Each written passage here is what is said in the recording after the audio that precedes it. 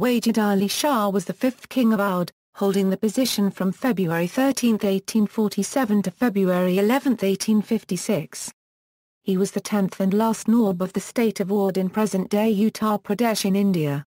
He ascended the throne of Awadh in 1847 and ruled for 9 years. His kingdom, long protected by the British under treaty, was eventually annexed bloodlessly on February 11, 1856, 2 days before the 9th anniversary of his coronation. The Nawab was exiled to Garden Reach in Metiabruz, then a suburb of Kolkata, where he lived out the rest of his life off a generous pension. He was a poet, playwright, dancer and great patron of the arts. He is widely credited with the revival of Kathak as a major form of classical Indian dance.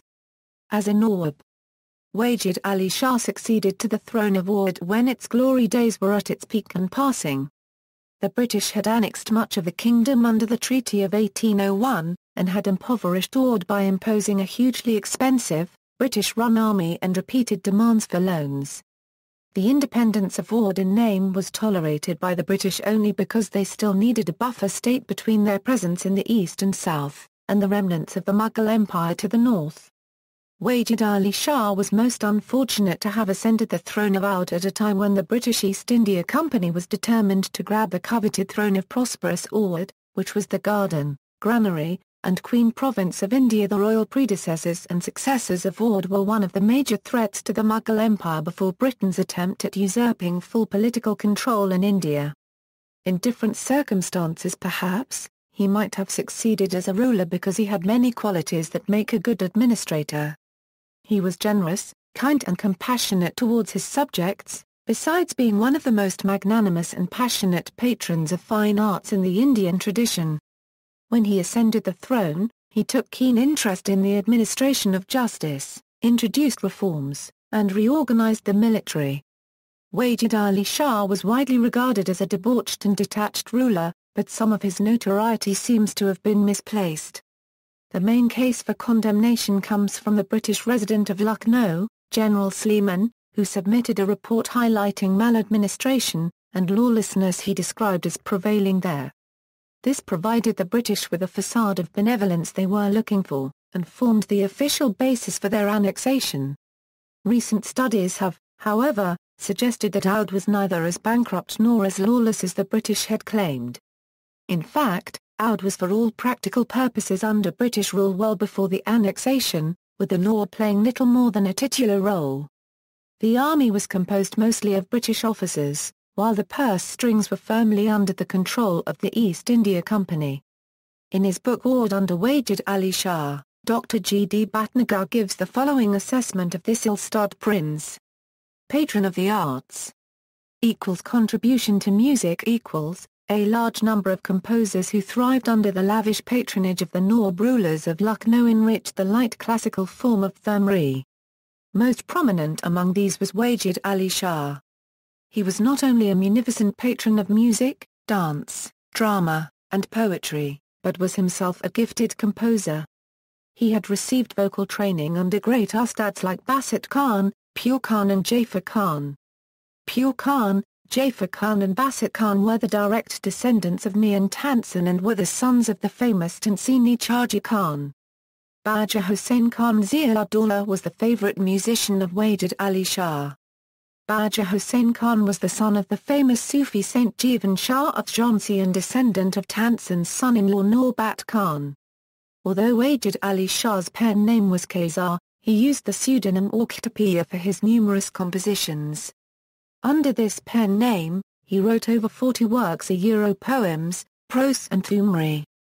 Diwan-i Orkhtar, Husni Orkhtar contain his ghazals. He is said to have composed many new ragas and named them Jogi, Jui, Shah Pasand, etc. Revival of Kathak Kathak dance attained new heights of popularity and glory under his expert guidance and lavish patronage. Thakar Prasaji was his Kathak guru, and the unforgettable Kalka Binda brothers performed in his court. What with the grand pageantry of Varas, Jugia Jashan, dance dramas, and Kathak performances, Lucknow became the magnetic cultural center where the most reputed musicians, dancers and poets of the time flourished. The greatest musicians, dancers and instrumentalists of the time enjoyed his munificent patronage and hospitality. Hindustani theatre. When Wajid Ali Shah was a young boy, some astrologers warned his parents that he would become a yogi, and advised them that the boy should be dressed up as a yogi on each birthday of his so as to counteract the effect of the evil stars. He established his famous Parakhana in which hundreds of beautiful and talented girls were taught music and dancing by expert teachers engaged by the royal patron. These girls were known as Paris with names such as Sultan Pari, Maruk Pari and so on. On each birthday, the Nawab would dress up as a yogi with saffron robes, ash of pearls smeared on his face and body, necklaces of pearls around his neck, and a rosary in his hand, and walk pompously into the court with two of his Paris dressed up as Jogans. Gradually he made it into a spectacular pageant or mela known as Jogia Jashan, in which all citizens of Lucknow could participate, dressed as yogis, irrespective of caste and creed. Later on, when his favourite venue, the Khazar Bar Baradari was built, he began to stage his magnificent rows full of sensuous poetry, his own lyrical compositions and glamorous Kathak dances. Ranbir Singh gives details of Wajid Ali Shah's book entitled Bani in which the author mentions 36 types of rows all set in Kathak style, and gives exhaustive notes about the costumes, jewelry, and stagecraft. Rows, prepared at a fabulous cost of several lakhs of rupees, became very popular, and was performed at the Khazar Bar Rows Manzil. Many have regarded Wajid Ali Shah as the first playwright of the Hindustani theatre, because his Radha Kanhaiya Ka Kaisa staged in the Rows Manzil was the first play of its kind. It featured the goddess Radha, Lord Krishna, several Sakhis, and a Vidushaka-like character named Ramchara. Songs, dances, mime, and drama were all delightfully synthesized in these Rows performances. He dramatized many other poems such as Daraya Itashq, Afsaniyas Bach, and Bahar-i Alfat. It is said that Amanat Zinda Sabah was inspired by these dance dramas, written, produced and staged by Nawab Wajid Ali Shah. His exile years. After losing the kingdom, the Nawab first went to Kanpur and then progressed to Calcutta in a steamer accompanied by his close relatives and large entourage comprising musicians, nautch girls, cooks and animals from his menagerie and came ashore at Baikoliat near Metiabruz, Calcutta on May 6, 1856. He had made up his mind to go and plead his case to Queen Victoria because of his firm belief in the British sense of justice. However, his physicians did not think his health would permit such a long voyage and it was his mother, brother and heir apparent who left for England. A year later when the First War of Independence spread to Lucknow and the sepoys installed one of his sons to the throne of Awadh, Wajid Ali Shah was imprisoned in Fort William by the British along with his Prime Minister, due to apprehensions that he would become a rallying figure for the sepoys. Hea Cotton wrote that on Panic Sunday, there was widespread apprehension among the white inhabitants of Kolkata because he had 3,000 armed men under him. The First War of Independence dashed all his hopes of returning to Lucknow. After his release from Fort William, he was allotted a building called Biena House in Garden Reach near the headquarters of South Eastern Railway, Kolkata. In those days, it is said, it was called Parakhana.